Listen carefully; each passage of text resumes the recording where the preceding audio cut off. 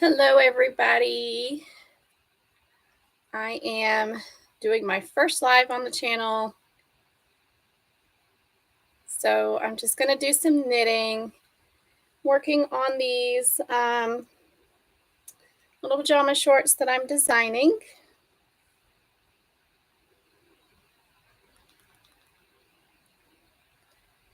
Just going to check my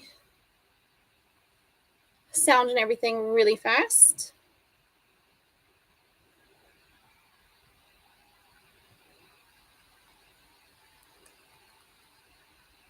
And see how it goes. Okay. It's working. Alrighty. I did not announce this, so I don't know if anybody's going to pop in, and that's perfectly fine. Right now, I am putting my needles back on my project. So I've got the tried-on tubing I stuffed on the tip of the needle. And I am just trying to get all the stitches on without losing my tried-on tubing or my needle or whatever you want to call it. So, done. I've completed the first leg last night before going to bed. So this has been on my needles about 5 or 6 days already. It's taking forever. Thank you, Amanda, and welcome. Appreciate you popping in. How are you today? We gotta concentrate for a minute while I pick up stitches here.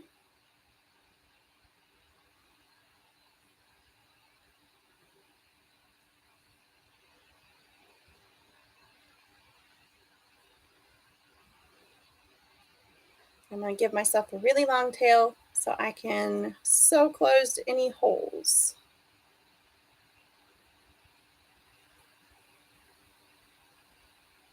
Numbers blink on screen. I have no idea what that means.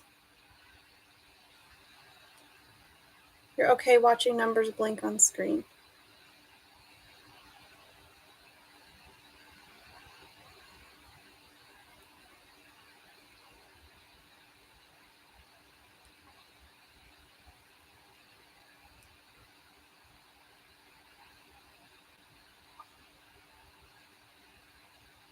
It's not doing that on my phone, so I have no idea.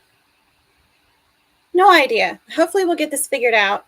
This is my absolute first time of doing a live on YouTube.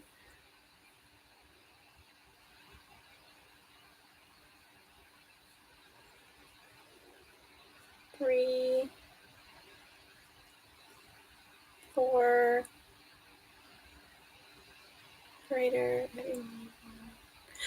Oh, gotcha. Okay. Okay, that makes sense.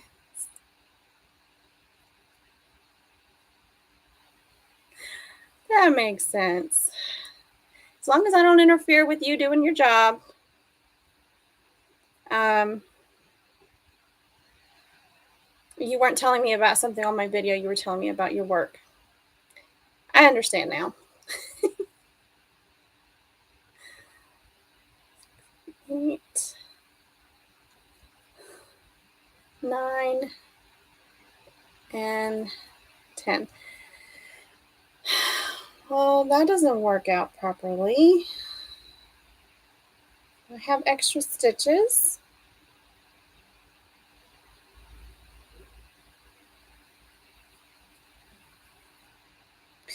So what's it like working at a mine? I've never talked to someone that worked in a mine. I find that to be fascinating.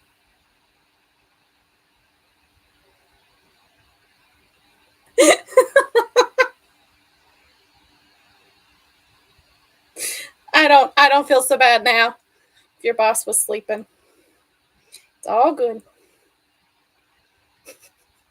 That's great.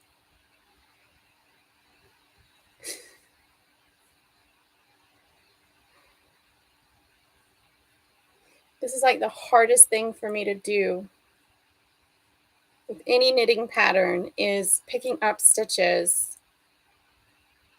and getting the same number that I had originally, which according to my math should have been 18. I'm going to have way more stitches than that. 2, 3, 4, 5, 6, 7, 8, 9, 10. Yeah, I have 20 stitches. Let me try that again, because I'm sure I did something wrong. Unless I miscounted when I cast on. Possibly.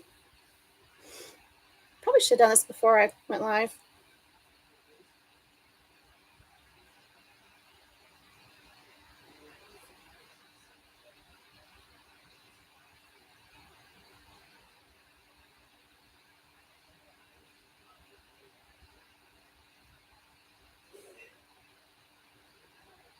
Fascinating for about a year. I hear ya. I hear ya. I am making a pair of shorts. I am attempting to make a pair of shorts. I'm picking up stitches for the second leg because I finished the first leg last night.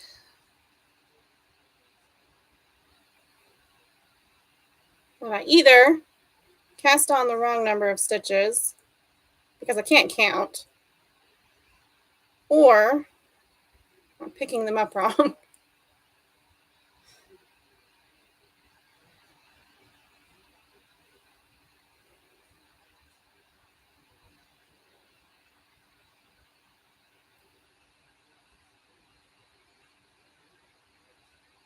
Well, there was one of my issues right there. Okay, it's working now.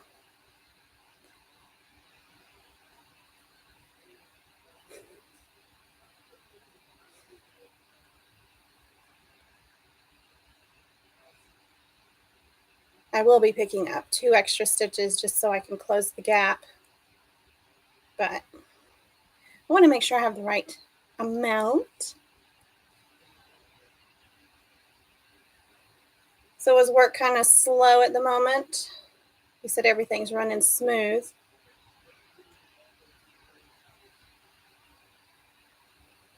I need a stitch marker.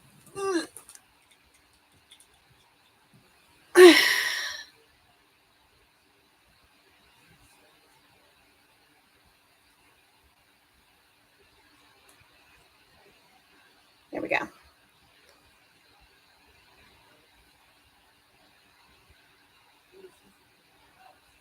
One, 2, 3, 4, 5, 6, 7, 8. Okay. Now I can do an extra stitch to close the gap, hopefully.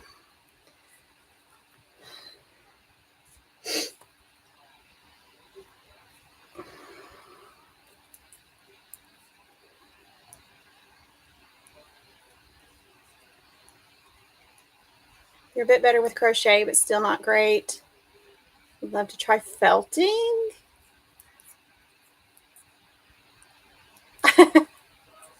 Yeah, I'm glad I found it too. Felting is fun. My camera's jiggling because I'm shaking the bed. Unfortunately, I can't do anything about that. I'm glad work is going well. Yeah, felting can be fun. It's time consuming. It can be annoying, or if you're doing needle felting, it can be great to like stab something when you're angry. Fantastic about that. Wet felting wears your arms out. Depends on the wool you're using, I suppose. But either way, neat creative outlet, and probably not as time consuming if you're doing small things as a like garment to knit or crochet.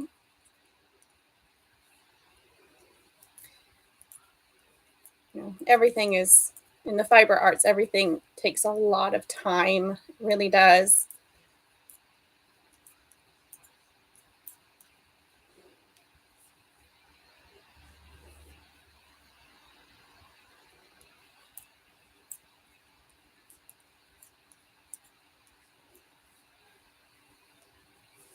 So if I go quiet, it's because I'm concentrating. I normally talk people's ear off, but I'm used to knitting while watching videos. So like I'll just sit here and stare off into space and forget that I've got people to talk to.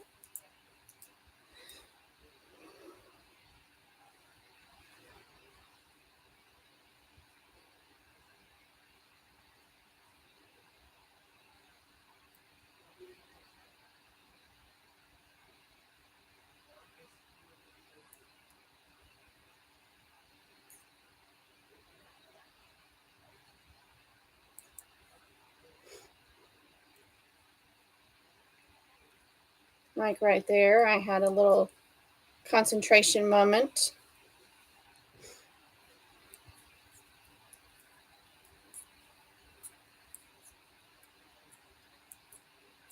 And I'm holding my yarn wrong.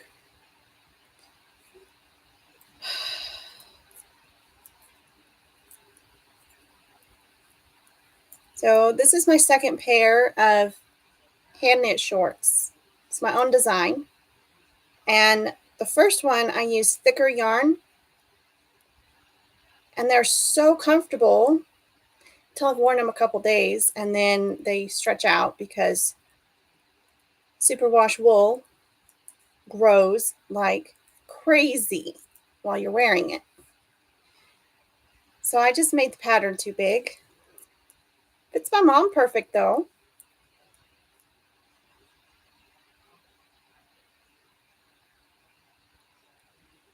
Now I have the correct number of stitches. Yay!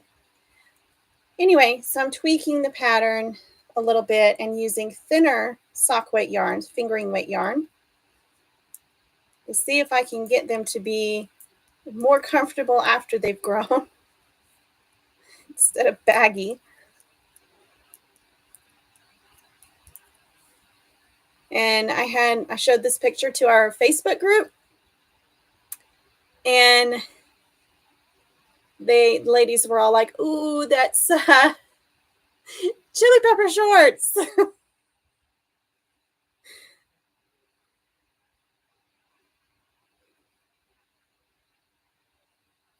I'm glad you have a good job. What kind of fiber animals do you have? I don't have any animals at all, and it's driving me batty.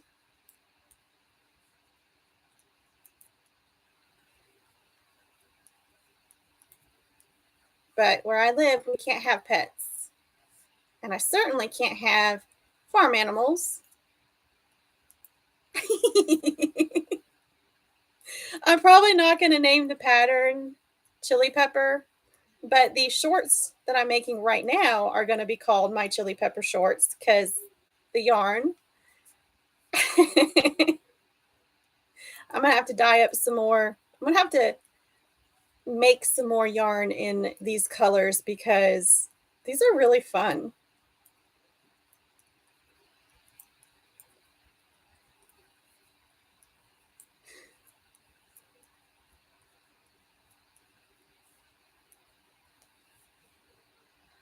I might call them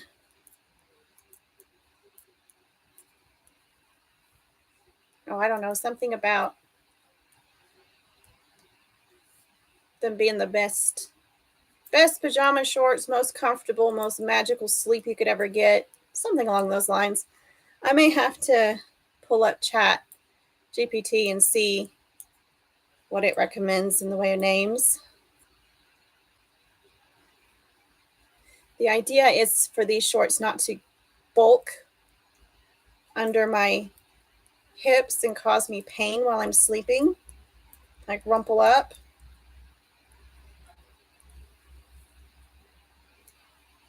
And the pajama shorts I bought from the store have pockets in them, and I've lost a ton of weight since I bought them. So they are no longer comfortable to sleep in, and they don't want to stay on. That's a little bit of a problem.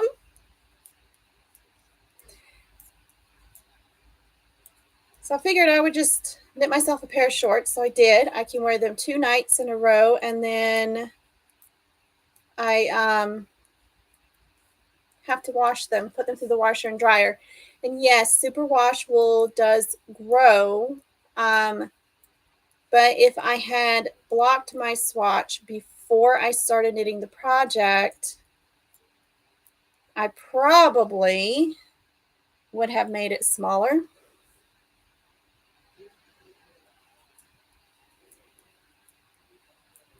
Llamas, alpacas, sheep.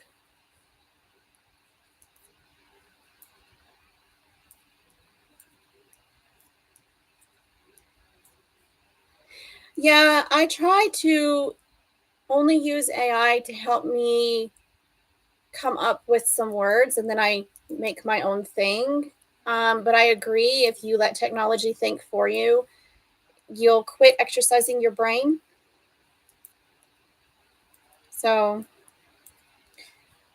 yeah, for these shorts, I'm putting elastic in the waistband. So it's not the waistband that's baggy, it's the rest of the shorts that get baggy. The store-bought ones are elastic waist, and they're still falling off me because I've lost about 30 or 40 pounds since I bought them 5-6 years ago. It's time to replace them. Somebody texted me.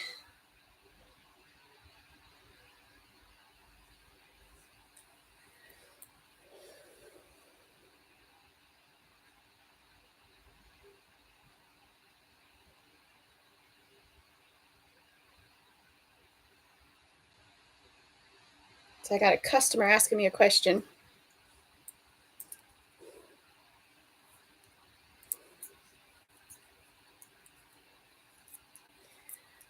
I should be working on a custom order right now, but I don't wanna. I wanna knit.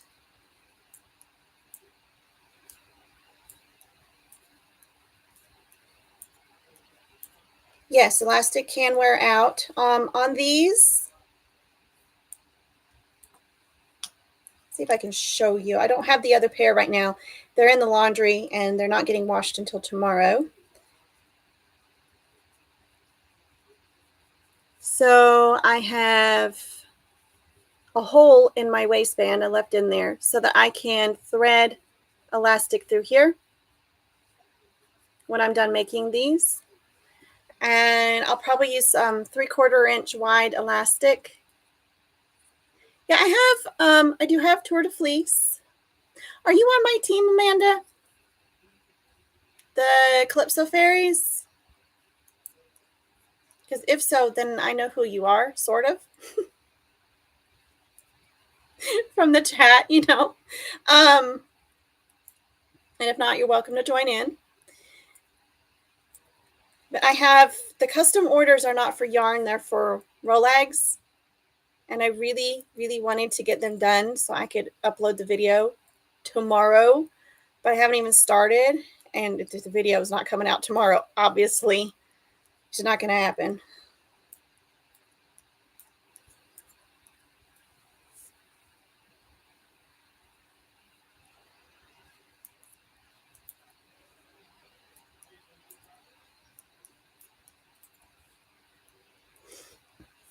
Once I'm happy with this pattern, I'm going to have to size grade it and send it out to testers so I can publish it. I'm looking forward to that.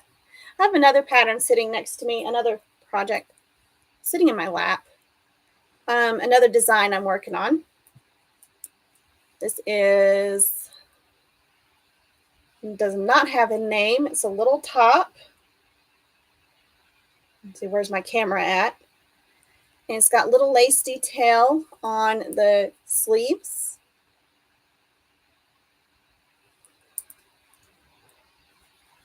And I'm almost ready to split the sleeves off. So I'm really excited about this. It's knit in cotton bamboo yarn. It's super soft and amazing. I just found out that our Walmart has cotton bamboo yarn, so I will be getting some from them.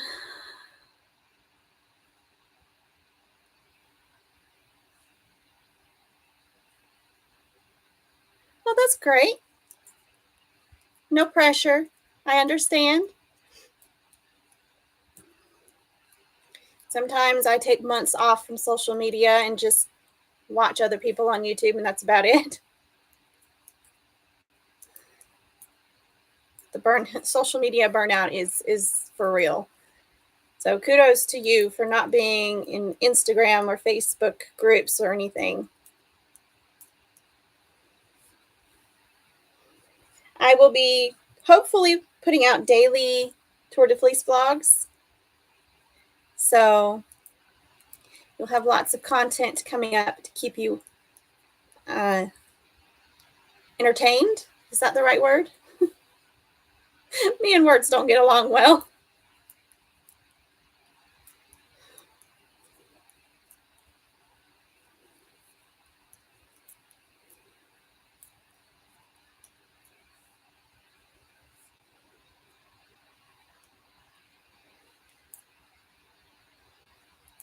I do need a better setup for my camera because this bouncing around, it's tiny, but it's annoying.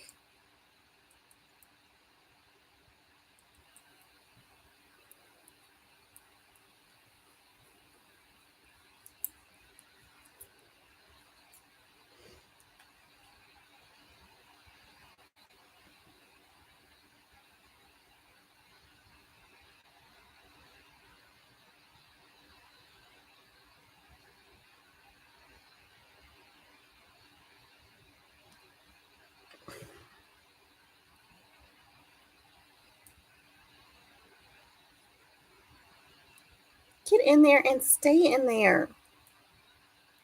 Okay. Yes, I talked to my yarn.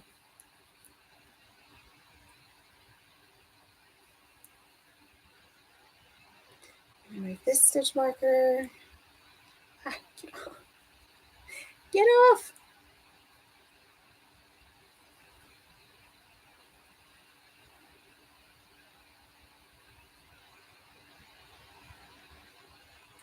There we go.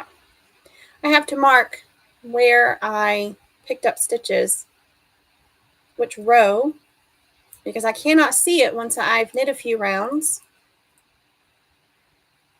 And I need to know how many rows I am knitting until I get to my first decrease, because I want both legs to be the same size and the same length.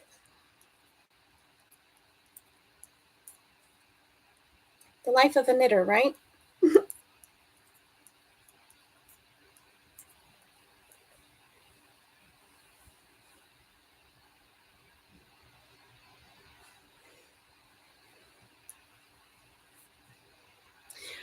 Amanda, what's your favorite thing to do in your off time when you're not working? Like if you're on a little vacation or have a 3-day weekend or whatever?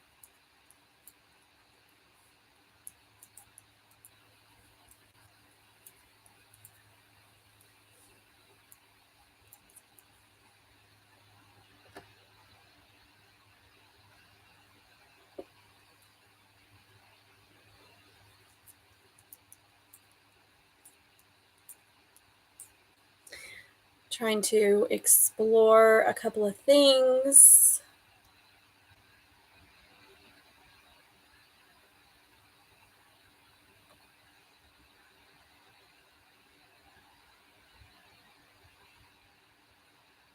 I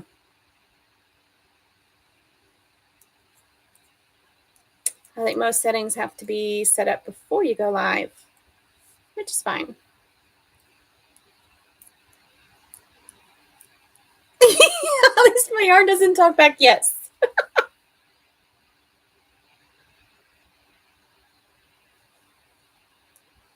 No days off. Wow. That's no fun. Yeah, I'm not going to stress myself out about getting a video out every single day. I do want to try, and if I don't produce a video every day, at least do a live one day.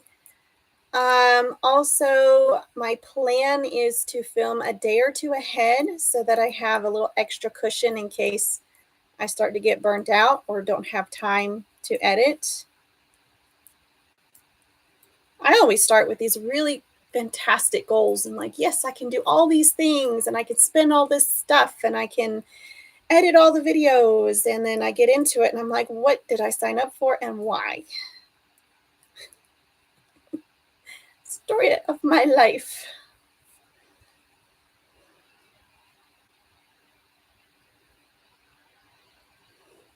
Also, when I'm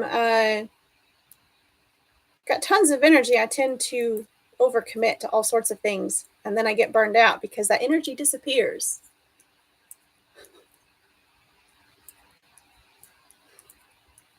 Trying to be mindful that I only have so much energy and so much mental energy, and set realistic goals for myself that are flexible, Like, yeah, I'm trying to get a commission spin done during Tour de Fleece and trying to finish a commission job before the tour starts so I can get it shipped off. It's already paid for. And I lost my train of thought because I got a text message. Between your full-time job and farm. Oh, yeah. Yeah, I forgot you got a farm. So, like, you're working when you're not working.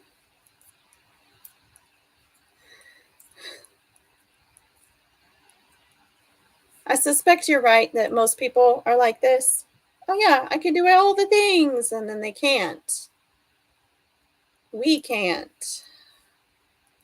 Yeah, like you, I work constantly. This is my full-time job. Rather, this is 3 full-time jobs.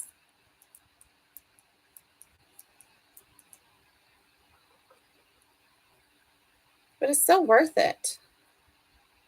Okay, what happened?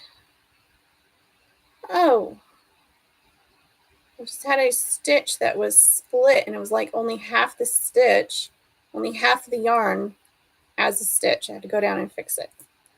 There we go. Oh, that makes perfect sense. Oh, yes. If we didn't have to sleep, we could get a lot more done. That is for sure. But every time I try that, it doesn't work well, and I end up sleeping for 3 days. So I'm being too tired to do anything. Yeah. Sleep's a little bit important. And with the farm, I bet you've got a list a mile long of all the things that needs to be done, and you only have a couple hours a day to get a tiny fraction of those things done.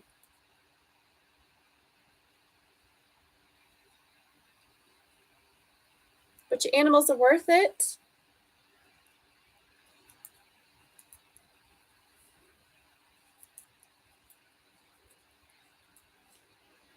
I gotta shift position here. That's better. Try not to kick the table.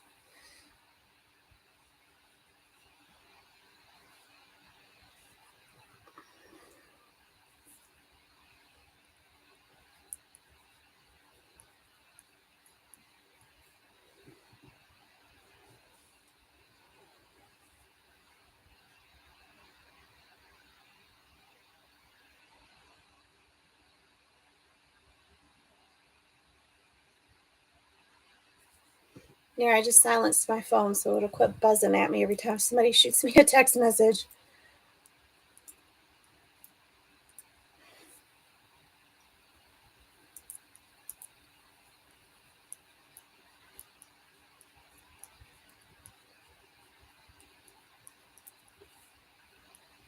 I used to farm sit for people who had sheep, who still have sheep.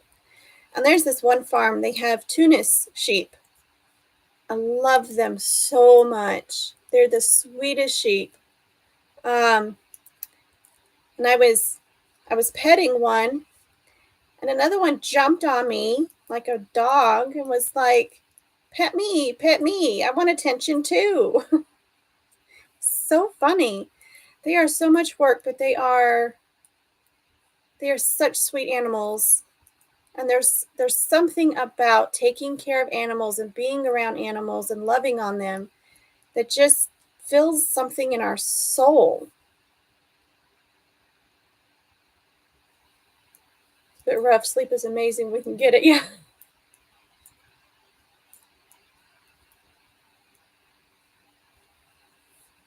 Oh no, if you don't get enough sleep, it just practically destroys your mental capacity.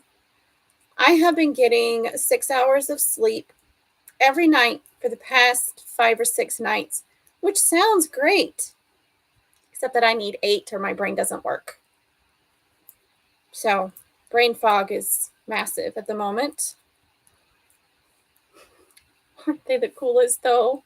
I love the babies because they're so, the Tunis babies are a deep cinnamon reddish color, and then as they get older they keep that color on their faces and legs, but their wool turns a creamy, sometimes white. They are such pretty animals, and they got such huge ears.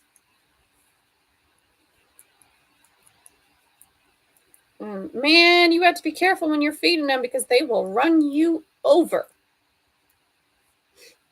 I've had to climb a mountain holding 2 buckets of feed above my head to keep a sheep that had gotten out from jumping into the bucket to eat while I was trying to walk. Ridiculous. Different farm, different breed of sheep.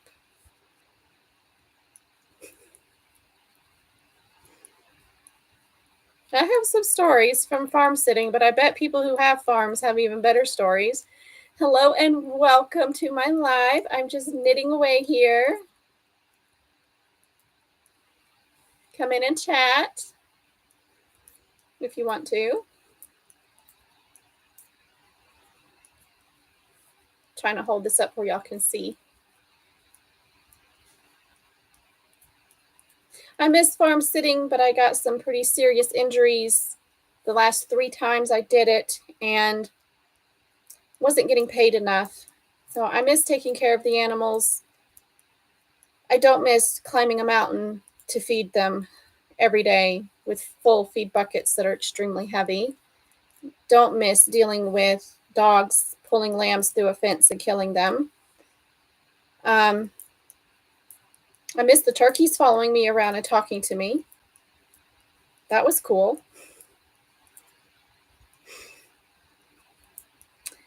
Welcome, everybody. Welcome.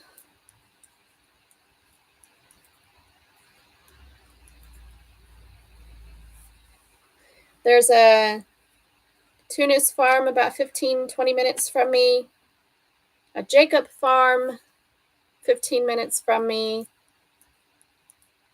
and there's a bunch of hair sheep farms around me. But I'm not interested in those because they don't give me wool to spin.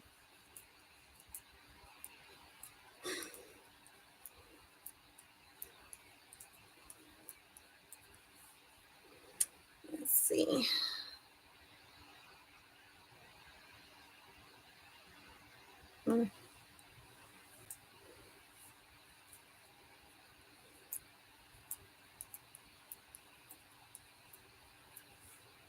Probably going to get bored with this and put it down soon and get the other one out to work on it.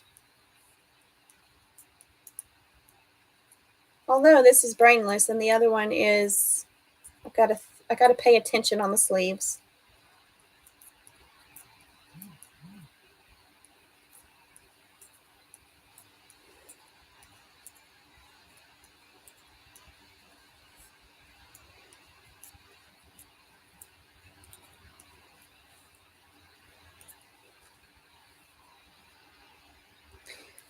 This needle, these are dreams. Knitter's Pride dreams. The Mindful collection, I think. And this one cable doesn't connect properly to the needle, and so my yarn keeps catching on it. It's just a rough spot. It's fully screwed in, but it's a rough spot on the needle. And I keep thinking my needle is coming off the cable. They're interchangeable needles. But no, it's just a rough spot. from this one cable. None of the others do it.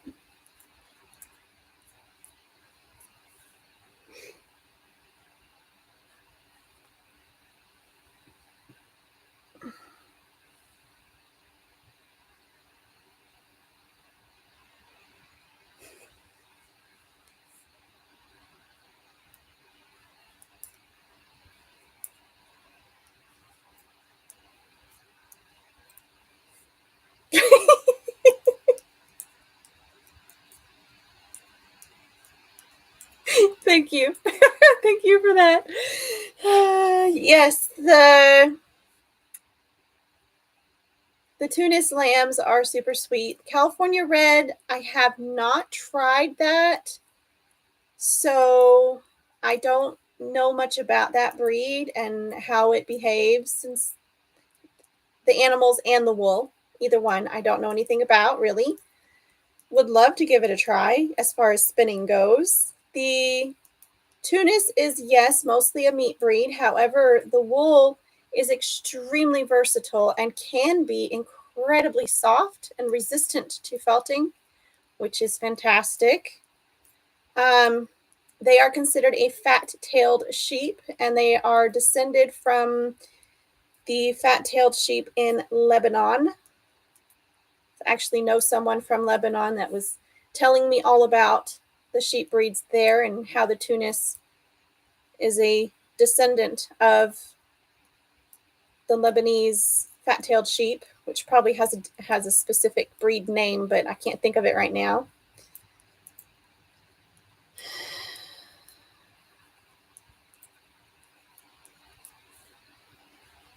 Whenever I'm farm sitting, I take every loss of life on that farm as a personal failure, even though I know it's, if I'm not there, there's nothing I can do.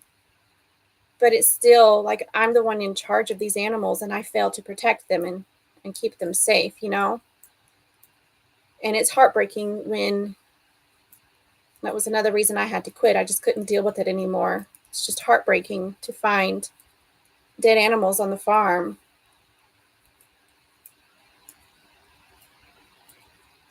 It's heartbreaking when animals die, period. Anywhere.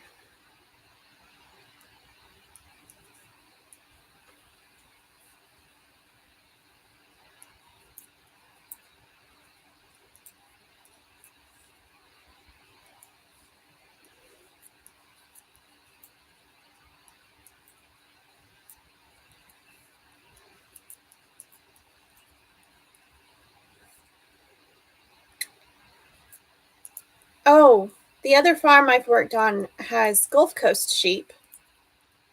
They're really sweet too. They're more shy, but I think that depends mostly on how much they're handled. Because I've met some that were walk into their pasture, they come right up to you and ask for scritches. And they come in a variety of colors, which can be a lot of fun. They're small, again, a meat breed, mostly meat breed. They're real sweet. If they've been handled a lot, they're sweet. If they haven't, they're shy.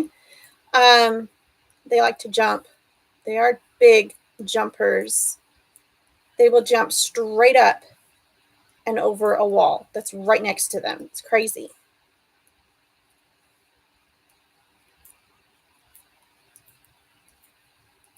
I agree, Amanda. I did a trial period on a commercial pig breeding farm.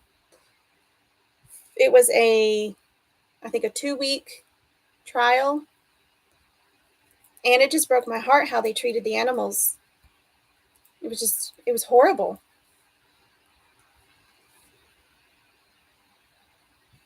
Those pigs never went outside. They never got fresh air. They never walked on grass. It was just heartbreaking. I can't do it.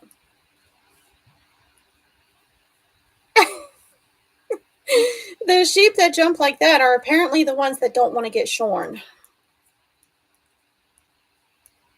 I was there on shearing day, and the sheep was in this really teeny tiny space. I couldn't even couldn't get a running start, could barely turn around, and still jumped up and out.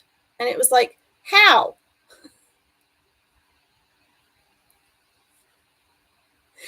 It was so funny. We had to chase that sheep down 3 times before it could be shorn.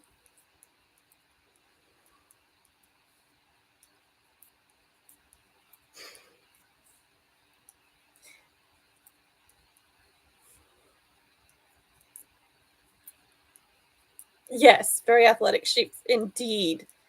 They will climb anything. It's like, are you sure you're not a goat? Were you a goat in a previous life? Oh, they're hilarious. I love animals so much. We had stray cats around here, and we love on them and feed them. Um, we only feed them if they're on the porch when we're outside, and they can eat right there with us, and then we take all the food inside when they're done. So we don't leave food out for the strays. But whenever there's sweet kitties that come to our door, we spend a lot of time with them and love on them until they wander off, disappear, get adopted, or something terrible happen. I don't know why they eventually quit hanging around. They grow up, move on. My mom actually adopted one, um, and then unfortunately, had to give her up. And a friend of mine took her in. We named her Prissy. She's a pretty gray tabby, gorgeous cat, sweet personality.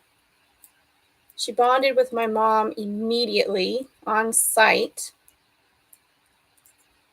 My mom was heartbroken when she had to give her up, but it just didn't work out for her to have a cat with her. How much she travels, how much she works, and everything. It's just not good for the cat to be alone that much, you know. So she thought a better home would be good, would be healthier for the cat, you know. And now she's in a home with lots of other kitties and loads and loads of love.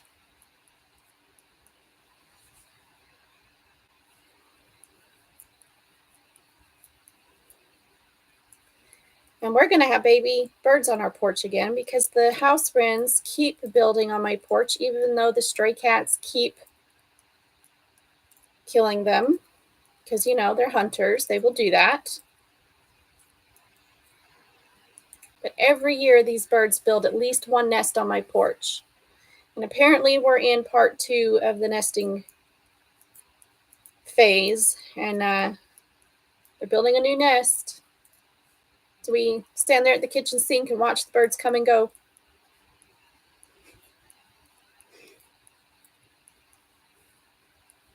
I grew up without TV, so we had books and we had wildlife, and we watched the birds a lot. We raised rabbits for a little while. My mom raised them for meat, so I got to play with bunnies all the time.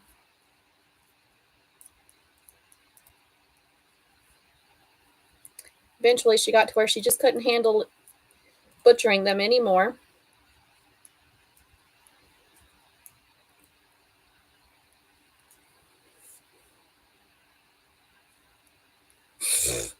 Seriously, I think sometimes they might. The last nest, it broke my heart because I would check on the babies, the hatchlings, every couple of days, and I quit seeing the parents coming and going, and I checked on them, and they were dead. And I cried. I cried and cried. Well, I told you birds not to build here, and you did anyways.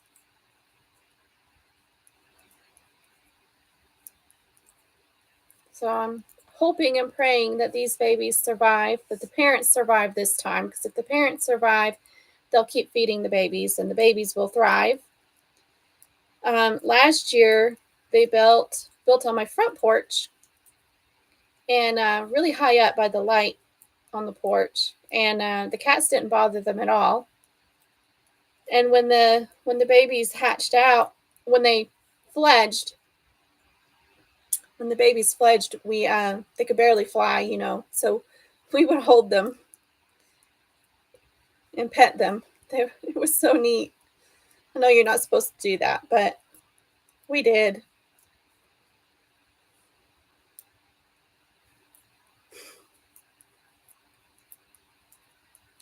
Apparently, they like the shelves and the flapping. Um, uh-huh.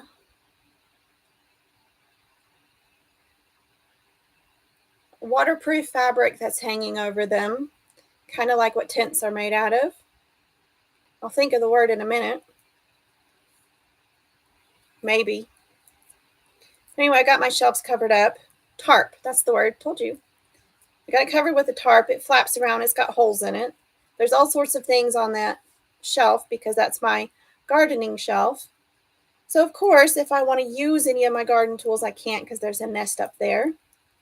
In the early spring, I had wool, a custom order dyed wool drying up there, and they built into my wool, and I had to spend an hour, 2 hours picking nest particles out of my wet wool so I could use it for the custom order. And it was only out there for an hour, and they built a huge, wasn't anywhere near done, but they built a huge nest on it. It's crazy. Apparently they really like wool.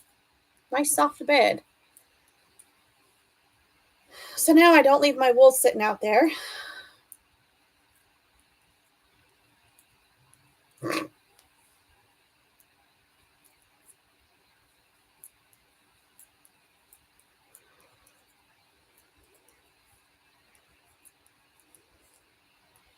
I dry it in the house now instead of outside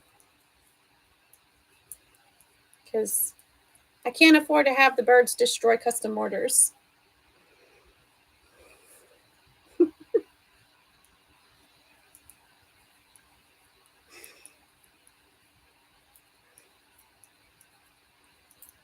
I must have destroyed their nest 8 times or something before I finally gave up and said, fine, build here. I do have wool scattered around, not for the birds, but just because I was using it for mulch in my garden. I don't see them using it in their nests. I'm sure they do, but I don't ever see it. And I don't ever put bright colored wool out for them because I don't want their nests to attract attention.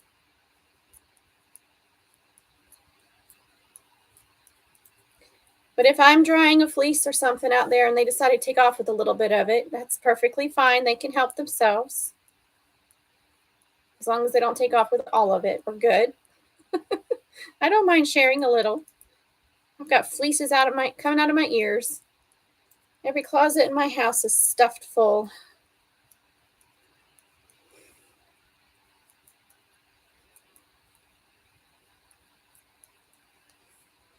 Whenever I skirt fleeces, I just throw the skirtings out in the woods for them now that I no longer have a garden. I don't have a garden because the moles dig up underneath, grab whatever's growing in my garden and pull it into the ground. Every time I plant something, it's annoying. I had a whole line of carrots, and they were, a week or two away from harvesting, and they all disappeared. I need a shed. I really do. I also need an electric drum carder, a big one. I can card really big bats.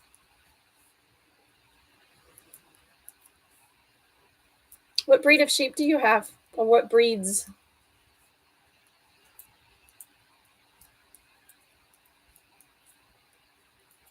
Here in the hot, humid South, we have to have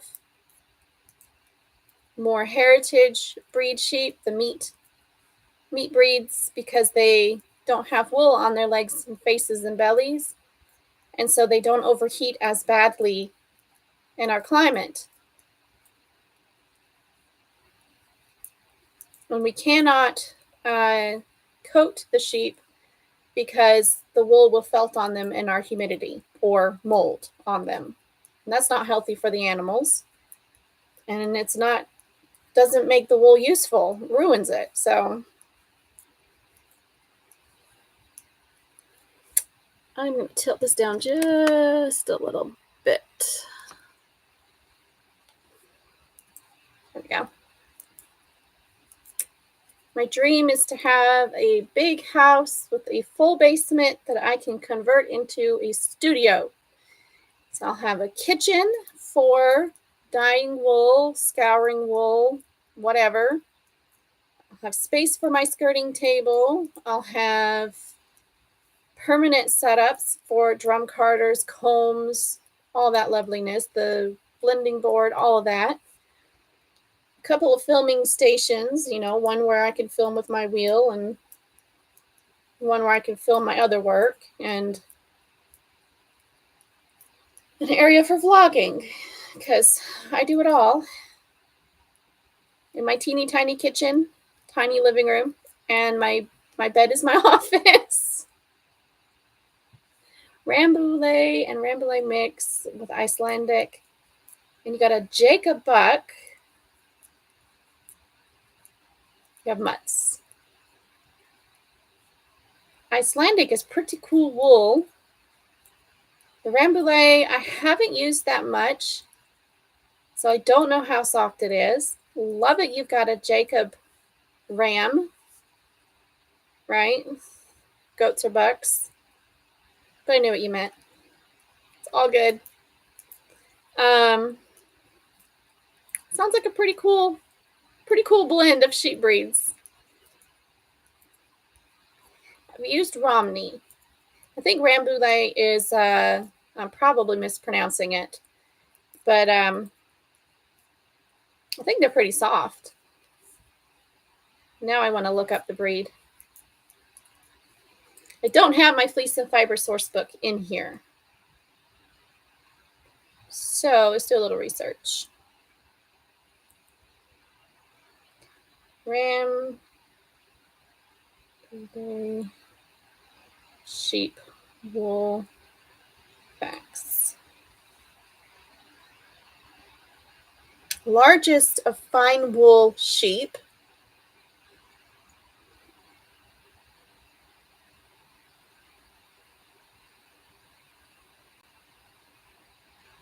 Yeah, it's soft like it sounds like it's soft like merino is soft, but without the, hold on.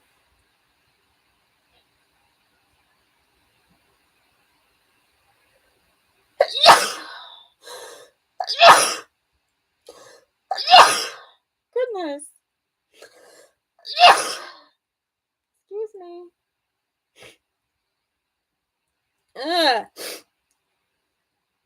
That made me dizzy. Merino drives me nuts. It's so fine. Whew. I have a hard time spinning merino, so I don't care for it that much. I'm going to sneeze again.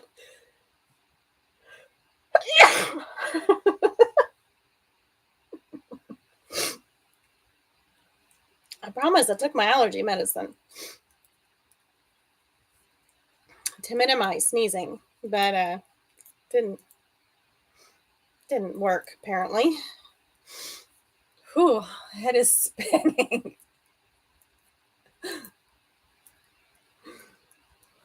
I would happily move to a high desert. I can handle heat. I just cannot handle the humidity. And right now, low humidity is 60%. It's high when it gets to 90% here in Georgia. And we've had rain every single day for weeks. So the humidity has not dropped below 60 in probably a month or two. You can go outside and you feel like you're swimming. It's worse in Florida, though. Florida is like anything below 90% is low humid. My dad lives in Oklahoma, And I went out to visit him a couple of summers, and the first time I went, everybody was complaining about the humidity being so high. And I have curly hair, and it curls like crazy in the humidity. It was flat, it was lifeless, it was straight, and I'm looking at people like they're crazy. This is humid? You don't know humidity. This is dry.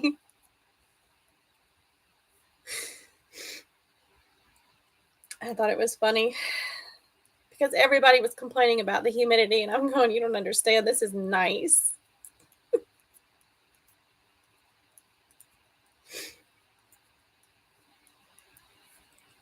But the only thing we can do in the heat and humidity is swim, because it's the only thing that keeps us cool, or stay indoors.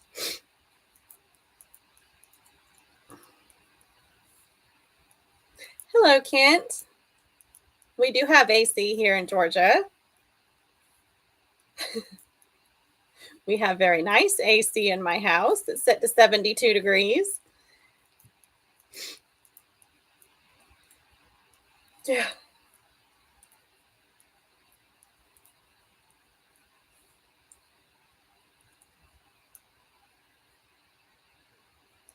Oh, that's cool. Crossing your Rambouillet with Icelandic means you only have to shear once a year. That's pretty cool, Amanda.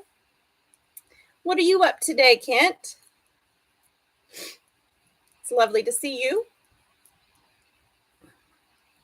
I'm just knitting away on some shorts I designed.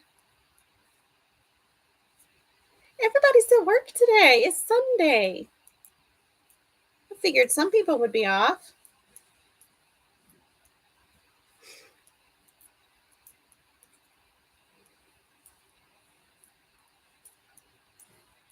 Ah, gotcha. Sneaking in.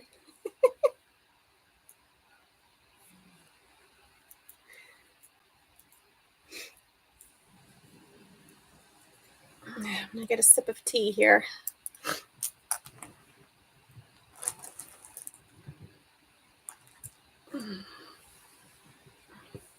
Ah, well, there's nothing wrong with working on weekends.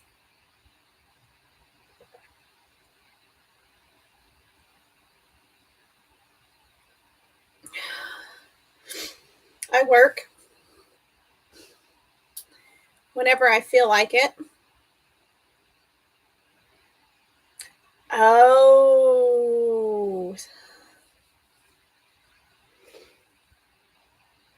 yeah, I bet traffic is bad near Seattle. Weekends would be probably easier to commute. That makes sense. That's smart. Yeah, I hate commutes with bad traffic. My commute these days is to get up off my bed, walk to the foot of the bed, grab my computer, and sit back on the bed. When I'm editing videos. If I'm doing other stuff, I'll walk out to my living room. I was going to try to get a part-time job outside the house. And I'm so far behind on all of my work that I don't have time to work another job. So it has to wait at least till the kids go back to school.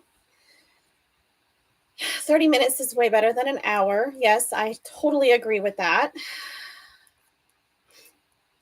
I bet working remote was great. I would love to do that. Unfortunately, every opportunity that's come my way has not been a good fit for me. I haven't been able to do it. So I'm just working on my business.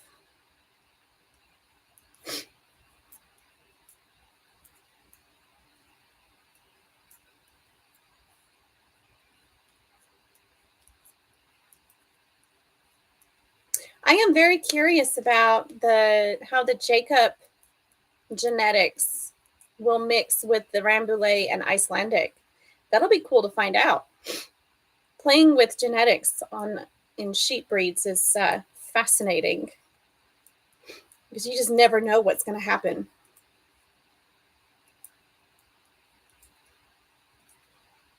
Oh, thank you, Kent. I appreciate that.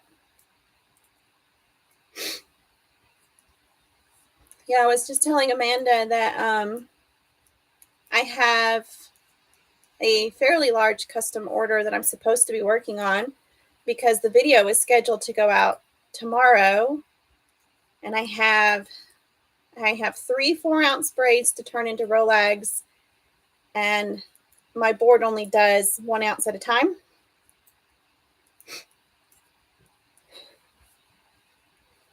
So that's 12 boardfuls, which I cannot, unless I'm having a really good day, I cannot do all of that in one day with my back. So yeah, that video will be coming out probably in August or something, I guess.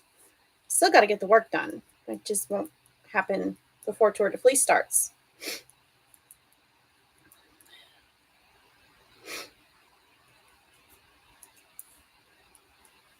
Amanda, I find when I'm working at home, it's not discipline to work that is the problem. It's taking breaks and taking days off and ending my workday that is the problem. Because there's just so much to do. Like I got up at 5:30 this morning and almost immediately started editing videos. You know, by 7, I already had a video edited.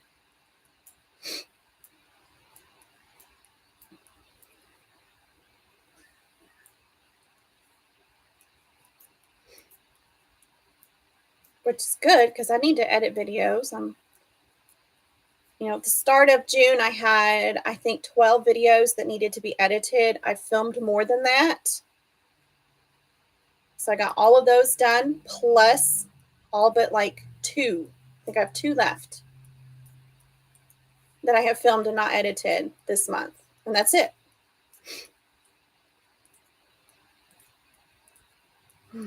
My sister does web design, coding and stuff. And she has the hardest time remembering to get off of work to clock out and go home or walk upstairs because she works in an office in her basement. And I totally get it because, when you're doing something like that, you get in the zone and you just lose track of time. When you're a YouTuber and a fiber artist and everything you do is part of your business, it's hard to know when to take a break. Like, I'm working on a new pattern. I can just be knitting and watching TV, hanging out with my family, but I'm still working, So where do you draw the line between work and not work?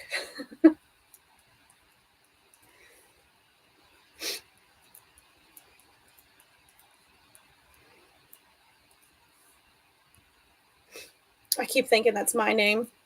Kent, from a distance, looks an awful lot like Kim. So every time I see that question, I think you're talking to me.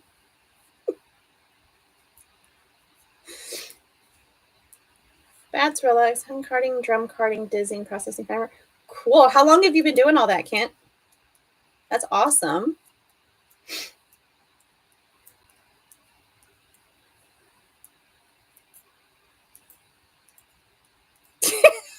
Yes, Amanda, your pranks would be watering the cows or horses and piglets. Oh, nice. So when you're on little down moments at work, you can spin a few inches of yarn here and there. You get a lot done, surprisingly, doing a little bit here and there while you're at work when you have a second or two. Oh, nice. Very nice.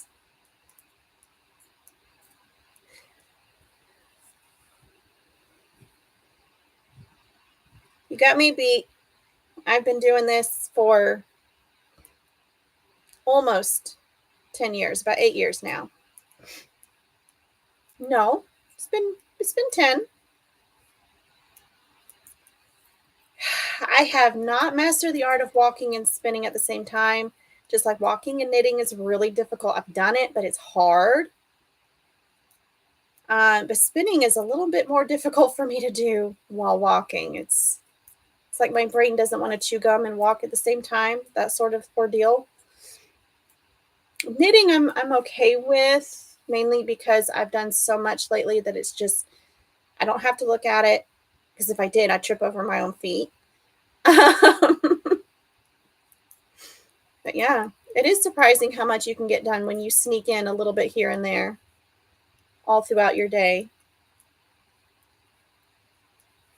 I'm hoping I can get a job at a like a gift shop, or so we're close to Toccoa Falls, and they have a nice little gift shop. It'd be so cool to work there. Every time I go in there, the person at the desk is knitting.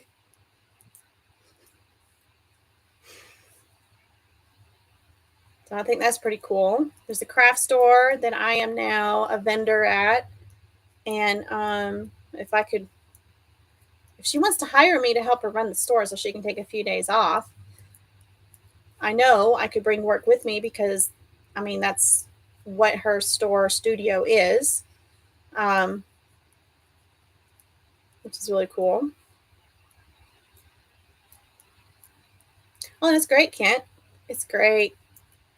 Yeah, an easy trail makes life a lot better when you're trying to do something while walking. I walked an easy trail with my mom around a lake at Vogel State Park, and I think last week before, and I was able to do some knitting, but my project bag wasn't a good one for walking, so I didn't do it for long. Oh, that's neat, Kent. That's awesome. I love doing fiber events, like the festival we do once a year around here. I love it. Absolutely love it. I love vending. I love teaching. My mom likes to help me man the booth, and she enjoys it. It's always great. And as the main vendor, I always appreciate the help. So I'm sure your friend really appreciates it when you get to hang out and help man the booth. It's a huge weight lifted off our shoulders when we have help. And yeah, I love meeting people too. Super fun. Every fiber festival, I end up with about 20 new contacts in my phone. Of those, 2 or 3 become really good friends.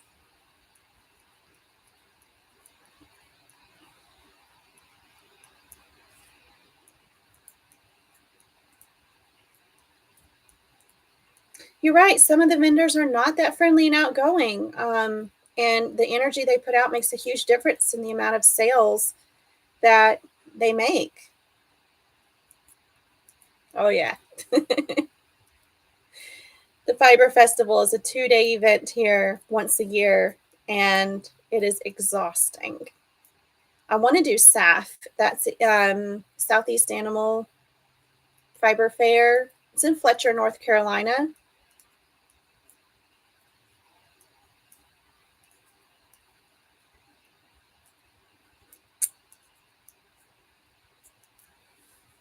Lost my train of thought because I was reading comments.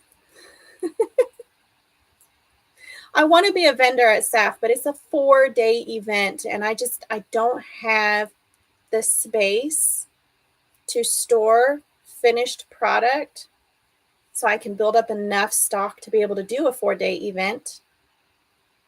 So, I mean, my mom said I could store stuff at her house. Red Alder event used to be called Madrona. Tacoma. You say you're near Seattle, Washington.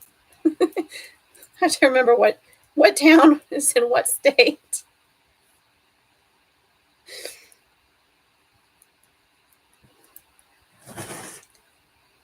Something just fell. Something fiber related just fell. It's behind my computer. So I can't see it, but it startled me.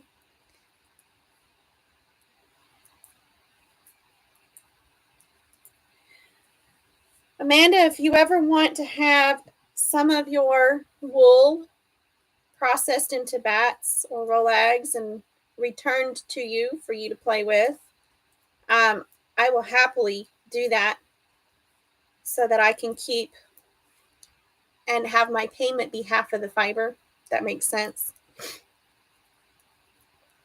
I can't do a whole lot of it because I have a lot of custom orders, but I would enjoy doing a little bit of that for you.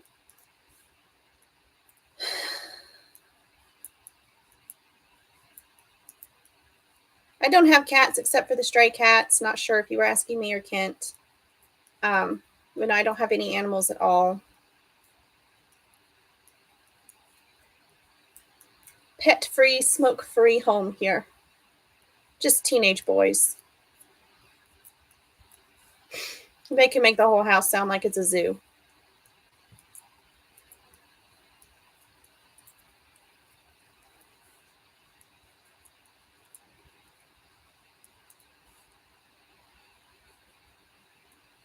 I'm so sorry to hear that, Kent. My condolences. It's sad when your beloved pet goes to doggy heaven in your case.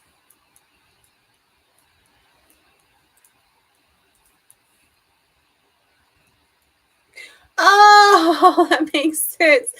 No, I have ghosts in my house. They drink my coffee. They're named Kim. They're me. And then I have these precariously balanced piles of stuff at the foot of my bed, and they tend to fall over every now and then.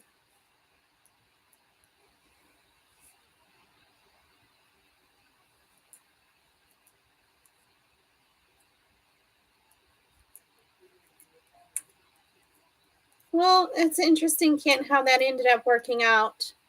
Still, it's sad that he went to doggy heaven, but I'm glad that you're able to move on and treasure the memories he brought to you and your family.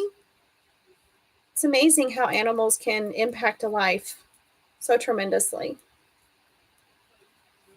Amanda, I would absolutely love to keep half of a Rambouillet Icelandic fleece and process the other half and return to you. That would be amazing.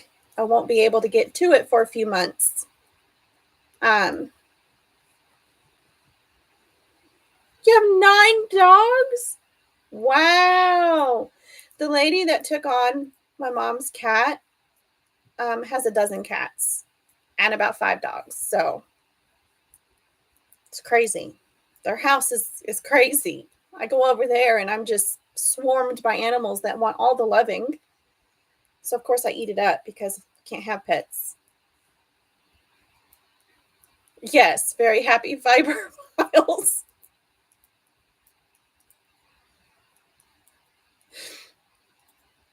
I've got bags of wool in different stages of processing all over my house. And I clean up periodically and then immediately make a new mess. I do, Kent. Are you participating in Tour de Fleece? It is July 5 through July 27. I'm running a group, Calypso Fairies, in my Facebook group. Let me see if I can put that in the chat right quick. I have to shift the camera slightly. I can see my screen.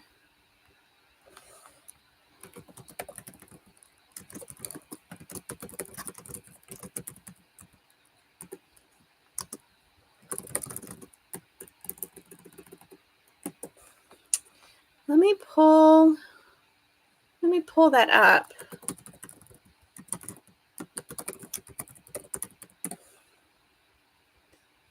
Sorry for all the typing. It's probably making a racket. I am not a robot.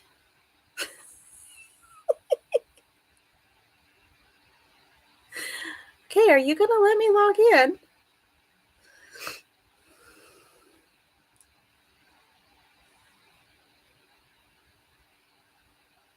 Should have just done this on my phone.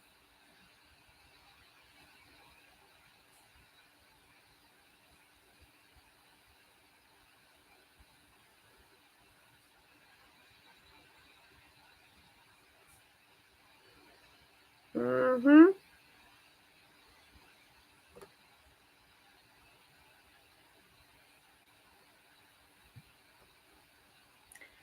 Oh.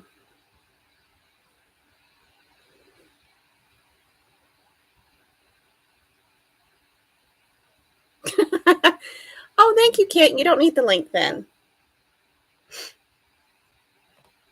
It literally wanted me to log into Facebook on my phone and verify that it was me.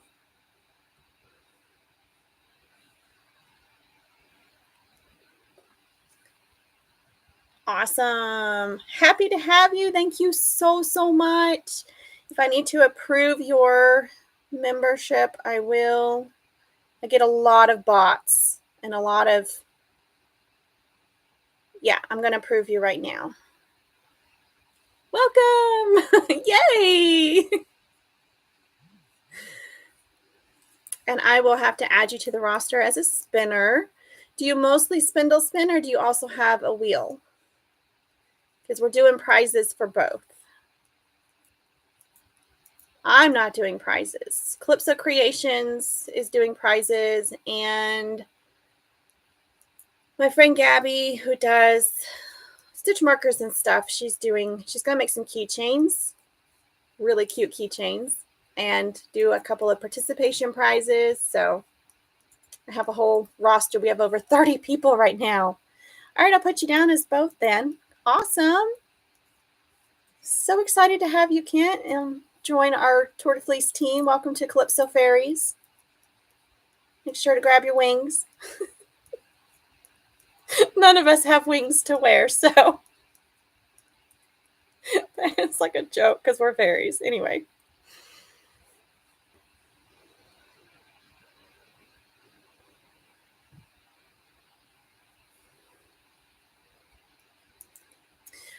Amanda, I hope you're able to sneak in a little bit of spinning here and there throughout the tour. Yeah, we're a very laid back group, though. We may be big, but we're very, very laid back. Like I told everybody, I'm not doing prizes this year. I'm just not. Like, I'm not keeping track of it. I'm not going through all of that. It was a mess last year. It stressed me out. I'm not doing it this year. So other people are doing the prizes. I'm just the team lead.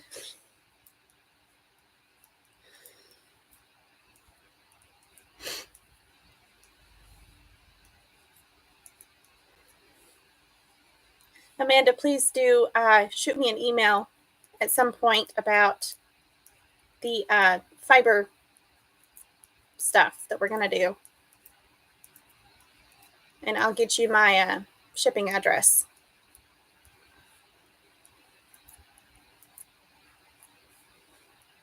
Hey, that's a great idea. Utilize your time at work. I mean, washing wool is mostly just waiting on it anyways. Yeah, I got to count rows right quick, see how many I'm at.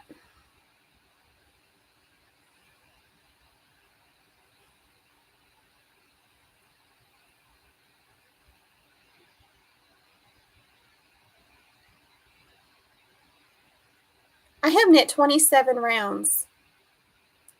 Oh, here, let me just pop it in. It's at the bottom of every single video.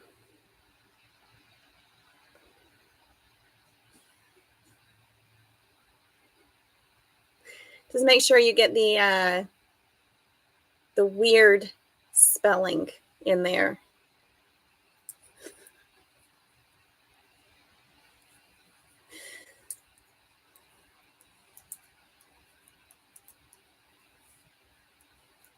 So Kent, would you be interested in a 3D printed or resin printed Turkish spindle as a prize? Because if so, I will let my lady know because she makes both. And if you win a prize, maybe she could send you a spindle that she makes. They're pretty neat.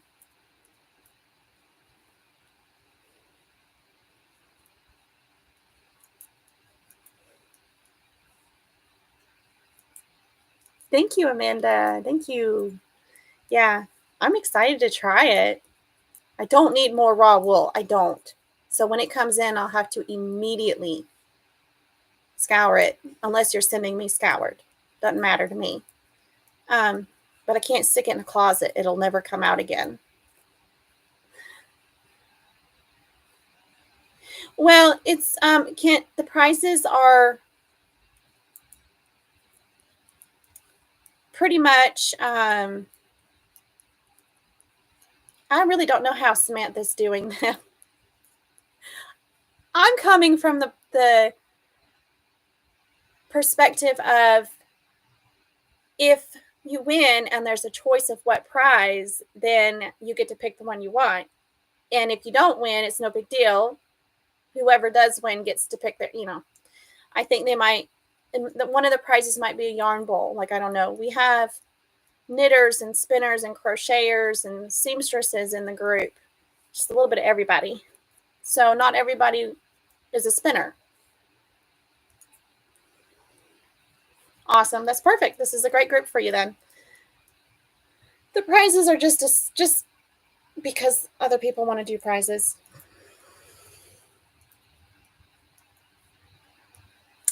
Oh, yes, I do have soft water. I have city water. So, yeah. Kent, I will not worry about the prize. We're doing, Sam is doing, she's Calypso Creations. She's doing prizes for most yardage spun for both spindle and wheel. And my friend Gabby is doing participation prizes. And I am like, I can donate something and I'll ship it. But you tell me who won and I'll ship it to that person. I don't want to keep track of it. Wow, Amanda, that's pretty crazy. I didn't know well water could be so hard that you couldn't even drink it. I guess that's just heavy on the minerals. Sheesh, and I have to add minerals to my water. It's crazy.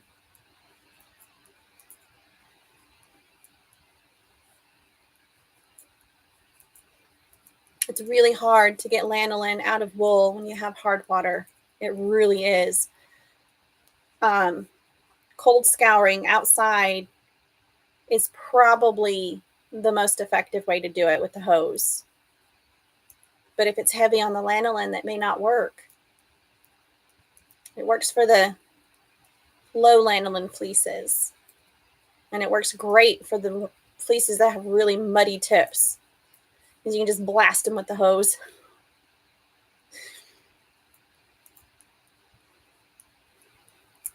And in the desert, you could probably just set your wool out in the sun, in the water, and let the sun heat up the water and to loosen up the lanolin. This is what I get for reading and talking at the same time.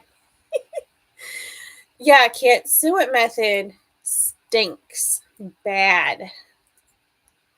I had a friend who was doing it, and she opened it up to show me her bin of suet, and I gagged so bad.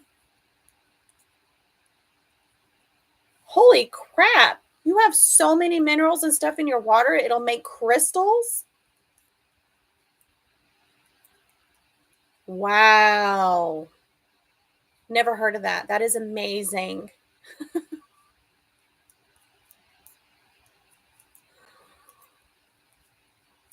I keep wanting to try the suet method here, but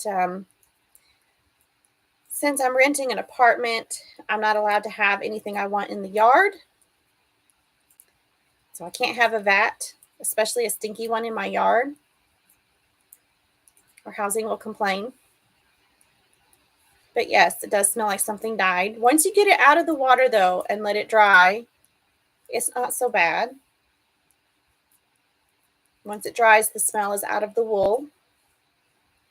Bugs got in. Not a good experience. I'm so sorry. I can't help but laugh.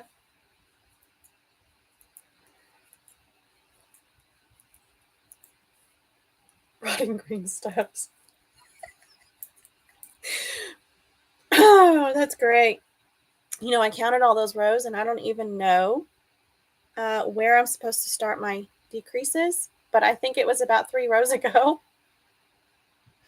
No, I haven't got there yet. Okay, I have like one more round to go.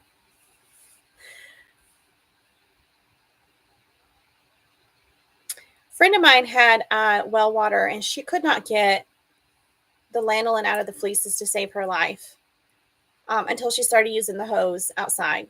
And then her fleeces got clean. It's kind of interesting.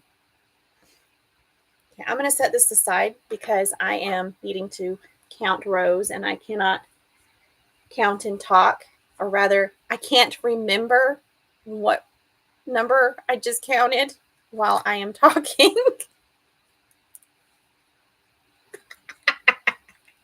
Well, see, that's the point. Distract me so I don't feel like I'm working.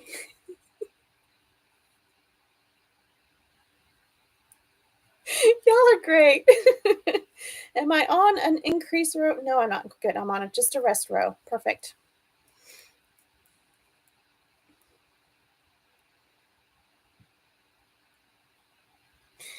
Now I see why people like doing live videos, and I don't even have it where you can see me.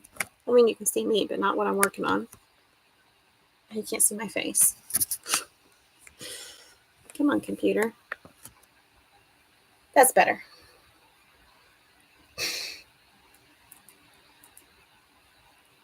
This yarn is so much more slippery. I really need wooden needles for this. But I didn't have any in the size I needed at the time I cast this on. I do now. I have a whole bundle of needles.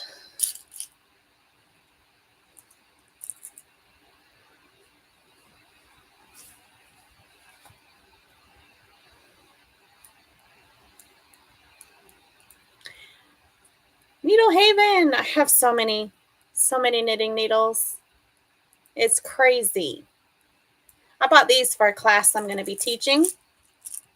And then I went back on Amazon the other night and ordered some straight bamboo needles that are like 9 inches long. So they're not crazy long like those old straight needles and the ones you can still find in Walmart, I guess.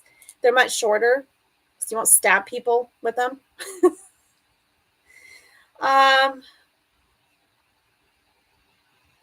But they came with another set of these. So I'm going to have 2 sets of these, which is not a problem. I mean, I have up to 4 people in the class. You like nickel-plated needles? I've never tried the Likey needles. I want to. I've never tried them. I have Knit Pro. I have Knitter's Pride. I have Hayas. That's what I'm using here, the Hayas. They're extremely slippery. They're the most slippery needles I've got. I love them because I can just fly through a project, but with slippery yarn, they're not the greatest. And then, of course, I've got multiple sets of like each brand. My favorite needles so far are the double-pointed Zing. Are those the Knitter's Pride Zings, I think? Love those. Copper needles. I don't think I'd be able to handle copper because of the smell. Nickel-plated I could do, but if it makes your hands smell like pennies, no way. Cannot do it. Cannot stand that smell.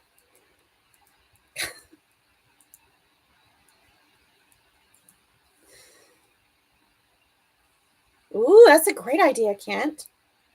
Fantabulous idea. You know what? I'm going to text my mom.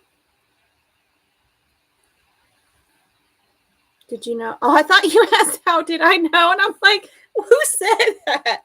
No, I did not know that copper kills MRSA. I don't even know what that is. Copper would need a coating. Yeah. Hi, Maribeth. How are you? You found me. You're awake. Good morning.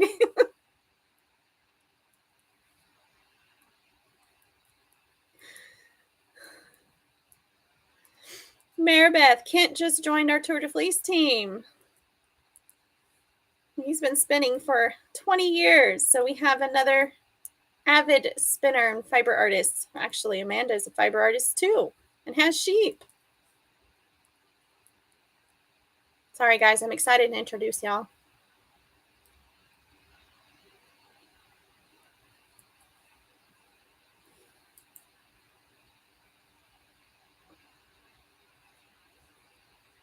Okay, Googling that.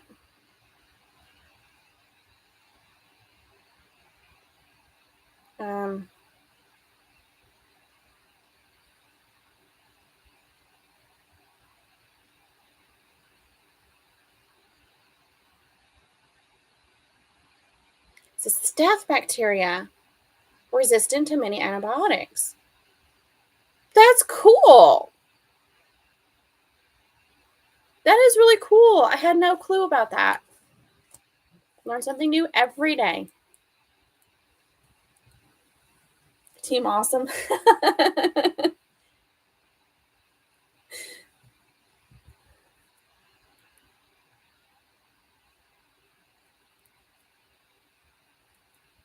I love learning stuff like this. Fascinating.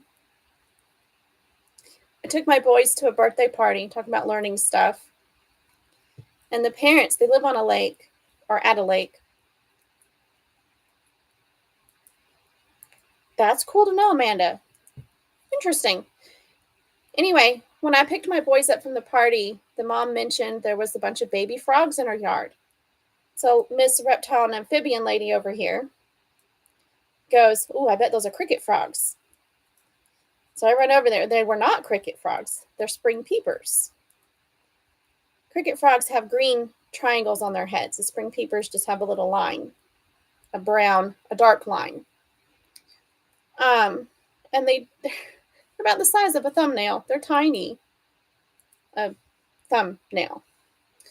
And so I went home. I did some research, and I sent the mom pictures, and she's like, I was like, they are spring peepers. They are not cricket frogs. And she's like, they're frogs. That's all I care.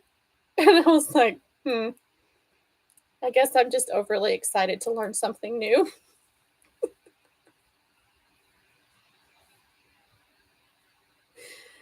I blame it on my grandmother. She liked to identify everything.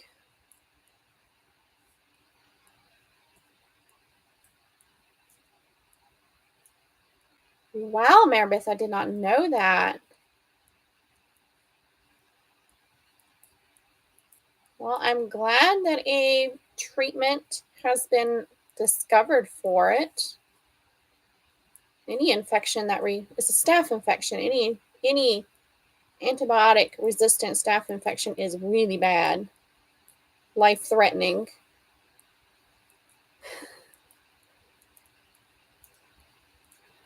Oh, cool. Yes, Kent. Do you hear the ones that sound like if you run your fingernail along the teeth of a fine-toothed comb, that noise? Those are cricket frogs. And they are some of the smallest frogs you'll ever see. They're so cute. I love spring peepers. We have them all over the place.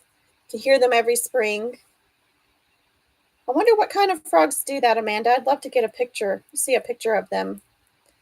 Sadly, I'm not an expert on frog identification. The ones that bark like dogs, sort of sound like dogs, those are tree frogs. Probably the ones with the bright yellow or orange underneath their legs, on the belly side of their legs. And the bullfrogs, I love startling them. They're so funny because they'll scream. You know, you'll run down to the edge of a lake, and all of a sudden there's a scream and a plop, and you know it was a bullfrog. Did I just knit across the front? I did. This is an increase round. Bullfrogs are big too. We have 2 or 3 different types of tree frogs around here. We've got the green ones that are as big as your hand, not bullfrogs, tree frogs. We do have bullfrogs too. We have the little tree frogs that look like tree bark.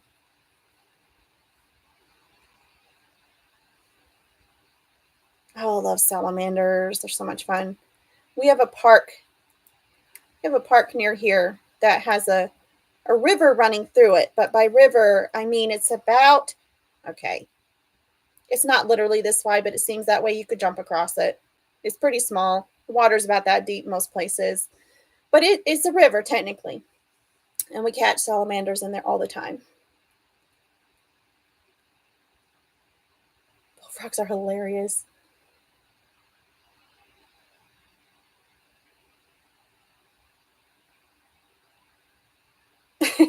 Yes, Maribeth, that is very, very true. Taking antibiotics too much causes the body to become um, resistant to antibiotics. And creek, it's technically a river. It's called a river. It's got a waterfall. The waterfall's tall enough to stand under. Horned toads, they're so cute. They're the cutest lizards.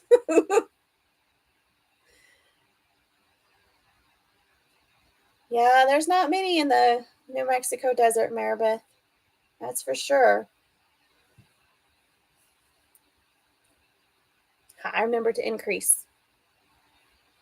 But horny toads are adorable. I want to catch one. My mom used to play with them all the time. She grew up in El Paso, Texas.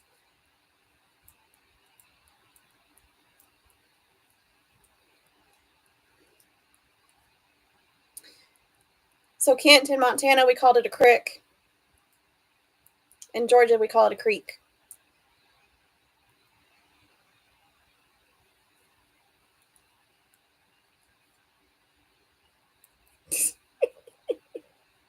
They are ugly cute.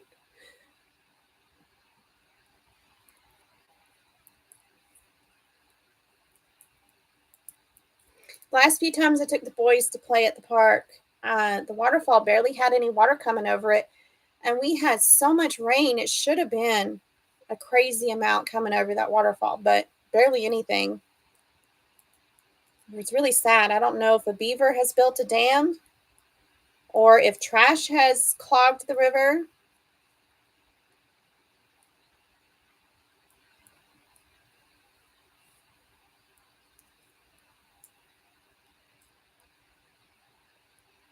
I appreciate that, Kent. I'll have to remember that you guys are interested in seeing some of the critters in my episodes. Maybe I can go back to my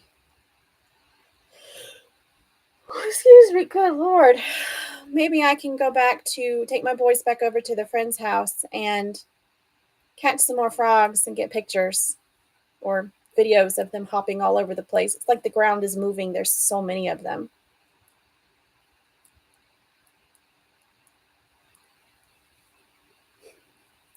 My grandmother taught me to love nature and how to identify all sorts of things. When we went on a hike, a 30-minute hike would take 4 hours because we would stop and identify every plant, every tree, every flower, every critter.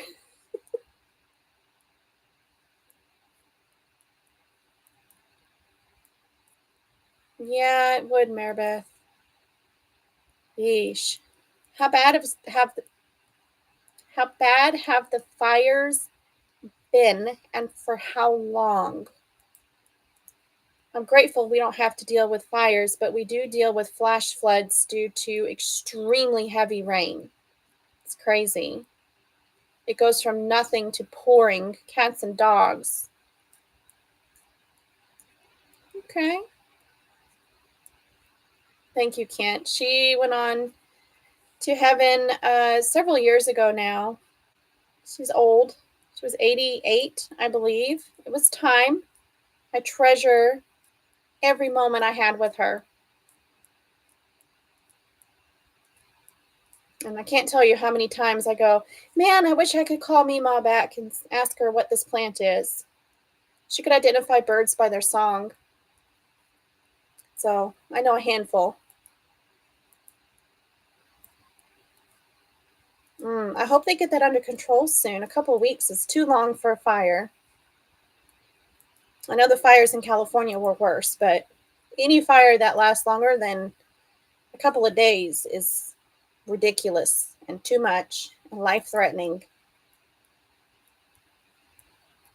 I will pray that God sends some of our rain your way. Don't know if it'll work, but doesn't hurt to try, right? Oh, windy seasons are bad for fires too. Okay, give me a second while I try to figure out what the heck I did here.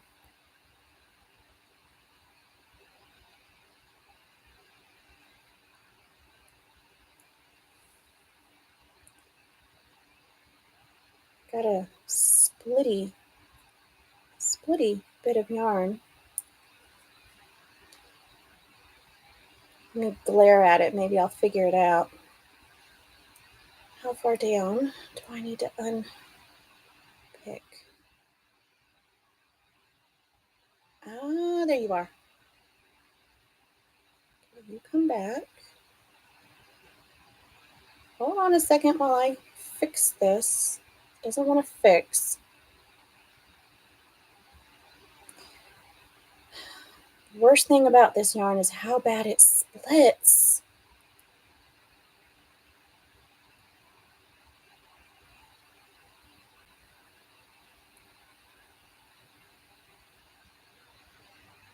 There's one.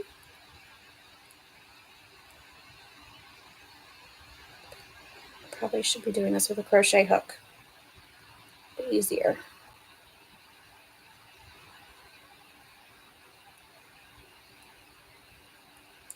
Now I've got to put in my other increases I just took out. I think there was just one. Okay, that was surprisingly easy. Last increase was right there.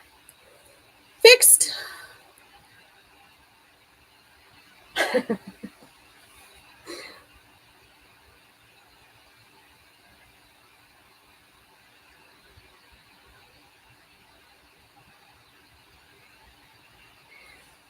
No, Kent, this is not a shawl.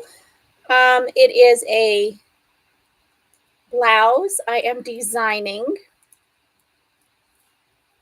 Let me get past that split here so I can forget about it.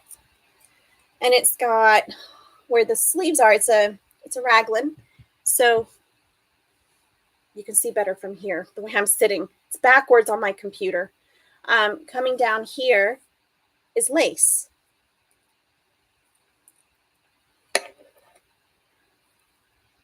So that's the lace pattern. Hope you can see that. Can't see through it.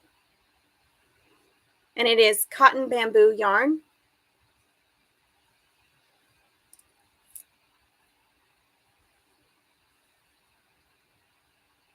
Yeah, Maribeth, you got it from your dad and I got it from my grandma. Identifying stuff. Thank you. It is a gorgeous color. I forget the name of the color. It's that's the only part that has any lace. Well, the raglans where it splits off, the increases are lace. But the lace pattern is only on the sleeves. The front and back is completely plain, knit, stockinette. I just sat up and now my head's being cut off. And it's a nice dusty rose, light dusty rose color. I think it's going to look amazing. I've tried it on and it works.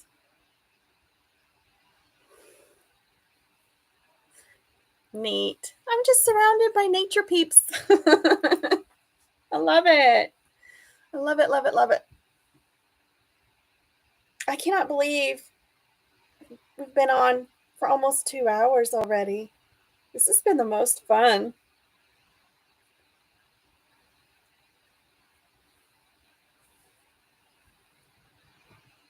Can you identify birds from their songs, Maribeth? And do y'all have roadrunners out there? I know roadrunners are in Arizona. You did. You caught the end. My timer says 1 hour and 45 minutes already. You're welcome, Kent. I'm going to try to do this like every Sunday or something. Hi, Crochet Queen. Thank you so much for popping in. It'll be, I don't know. I'm kind of getting tired, so we're at the end here. Amanda, you may be right.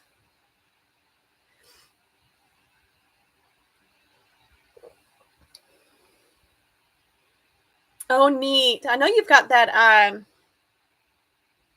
hair. Is that what you call it? Rabbit with the big ears that hangs out in your yard.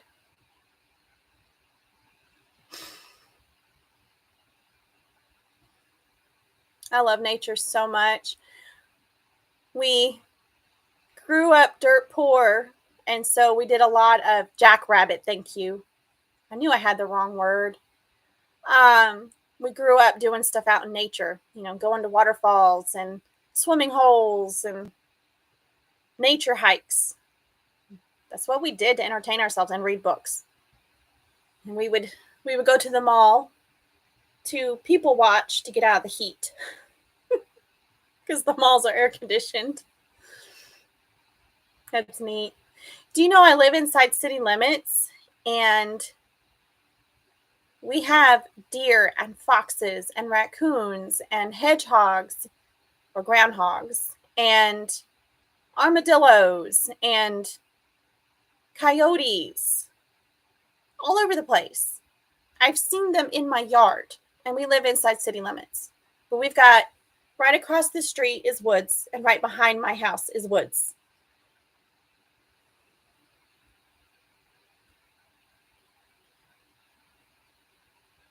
What state is that?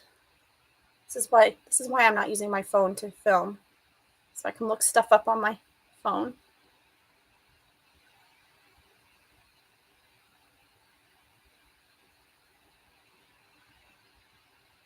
New Mexico. I knew that.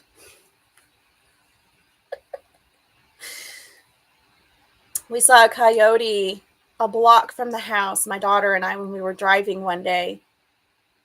Looked like a cross between a wolf and a fox. It was beautiful, though.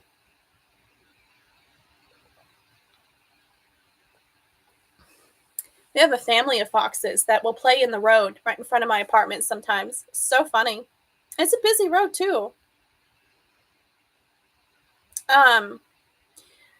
My boyfriend took me to work one day several years ago, and when he got home, I had left my car windows open, and there was a deer with her head in the window of my car. She was licking my steering wheel. It got to the point where I had to put a steering wheel cover on my steering wheel because the steering wheel was starting to disintegrate from them trying to lick the sweat and stuff off of it constantly. Can't leave the windows open to let your car air out. The deer will eat your steering wheel. It's crazy. Every time I get in the car, I have to check and see if there's birds in there. It's crazy. In city limits. We have more wildlife here than I did when I lived out in the boondocks. I haven't seen a bear, but we do have black bears around here, and a lot of people have seen them.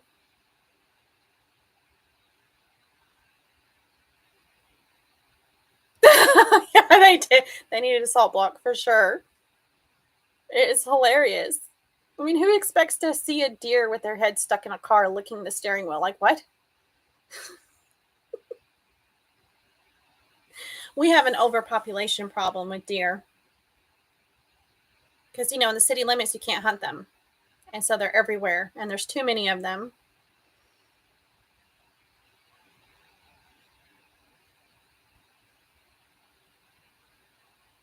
So are you near the Carlsbad, New Mexico? Is that where the Carlsbad Canyon? Carlsbad Caverns? Do I know what I'm trying to say? Ooh, maybe the two of y'all can get together sometime and hang out. That'd be cool. Don't know how far apart y'all are, but that would be cool. Well, my very fun peeps, I'm going to have to go. I need to get some food. I need to rest. and I need to be able to concentrate on my knitting. I have no more brainless knitting to do. But we're definitely going to do this again. I'm going to try, no promises, but I will try for next Sunday at a random time of the day, sometime after lunch, Eastern time. I'll try to do it closer to 2 because that's when more people are here. It has been fun. Kent, Amanda, Maribeth, and let me scroll up so I can remember the name. The Crochet Queen. Thanks so much. Y'all have a blessed afternoon. And I'll see y'all later. How do I end this video? Oh.